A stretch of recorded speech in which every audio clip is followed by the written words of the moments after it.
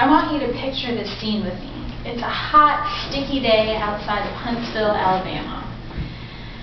There's a house, and inside this house is a little girl, and she is just so excited for what that day holds. She wakes up and she starts jumping around. She wakes up her brothers and sisters, and they all run around playing. She eats breakfast, and then they play some more, and then finally, the moment that she's been anticipating all morning, a small silver car pulls up into her driveway, and out comes a young couple. She runs outside, runs around the house, and then jumps into this couple's arms with her tail wagging. That's right, this little girl was not a little girl at all, but a Cavalier King Charles Spaniel puppy. And that young couple was my husband and I, and that was the day that we picked her up at the breeder. I'd like to share with you a little bit about the history of the breed, what the breed looks like, and a little bit about their personalities that are oh so lovable. The Cavalier King Charles Spaniel gets its name from King Charles II. King Charles I actually owned one of these small toy spaniels, but King Charles II, by the time he died in 1685, he had 12 of these dogs mourning his death at his deathbed. After he died, the monarch kind of phased out the spaniels and brought in pugs, and it's been hypothesized that the pugs were actually crossbred or bred with this longer-nosed spaniel to create a flat-faced spaniel, and therefore the Cavalier King Charles Spaniel kind of faded into the background and died out. It wasn't until 1926 when an American named Roswell Eldridge came to England in search of this breed. He offered a prize at the Crufts Dog Show in England to whatever breeder could give or could produce a dog that looked like this old Cavalier King Charles Spaniel. It wasn't until after his death that this award was awarded to a dog in 1928 to a Cavalier named Anne's Son. It was after this that the Cavalier was given their official name of Cavalier King Charles Spaniel. They became recognized by the Kennel Club in England, and a breed standard was written in order to preserve this breed that had died out for so long. But in the 1940s, the Cavaliers began to appear in America, but it wasn't until 1952 when a woman named Sally Lyons received one of these Cavalier puppies that they really began to boom. She fell in love with this breed so much that she collected more puppies, bred them, and formed the Cavalier King Charles Spaniel Club of America. In 1962 she died, and her sister Trudy took over.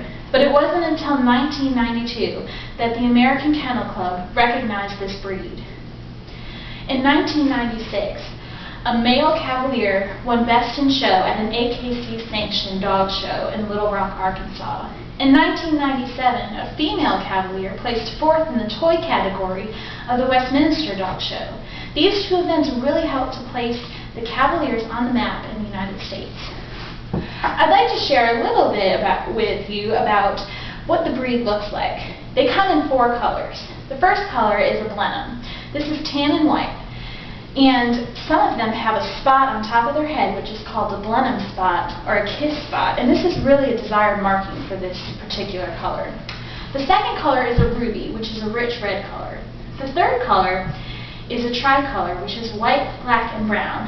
And then finally, there's tan and black. They have long fur on their paws, on their legs, on their chest, on their tail, and on their ears. So it does require some grooming. They have big brown eyes that will melt your heart in an instant. And the adult Cavalier weighs between 12 and 18 pounds. They also have the most lovable personalities. And there are 5 things that really shine in their personalities. 1, they're very smart dogs. They can pick up tricks extremely quickly, especially if food is involved. They also can learn their master's routine, so they're very adaptable to different circumstances. Also, because they're so smart, they realize how cute they are, and they will use their good looks to manipulate their master, so you do have to be careful about that. Secondly, they make great companions. They'll follow you around everywhere, and I mean everywhere. They will shower you with kisses. They will be in your lap every time you sit down. It is impossible to get lonely with one of these dogs by your side. Number 3, they get along well with other animals, whether it's dogs, cats, or birds. They just get along well. But because they are birding dogs, you do have to teach them the difference between inside birds and outside birds. 4th, they're great dogs for almost any situation. They're great for families with or without kids. They're great for single adults. They're great for elderly people. They're good therapy dogs, and their personality really shines in the show ring. And last, the reason why their personalities are so lovable is because they're quirky. They're constantly just following you around, doing silly things, or chasing flies around the backyard. All the quirky things they do will make you fall in love with them even more. So there you go. There's the breed in a nutshell. I'd like to end by reading a top 10 list. It's called The Top 10 Reasons to Live with a Cavalier. I got this from Dog Fancy magazine, and it was written by Kim C. Thornton. And to help me read this top 10 list is my very own Cavalier McCartney. So here we go. Number 1, the constantly wagging tail is as good as air conditioning on a hot day. Number 2, the body heat generated when they sit on your lap saves on heating bills in the winter. Number 3, you won't have to wash your face or your dishes. Number 4, the feathering on their feet sweeps up all the dust on the floor. Number 5, they're chick magnets. Number 6, you'll get extra attention from flight attendants if you're traveling with one. Number 7, it's nice to have company in the bathroom. Number 8, they'd rather cuddle than watch football.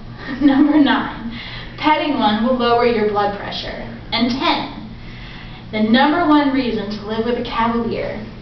Each day you're reminded to face life with a Cavalier attitude.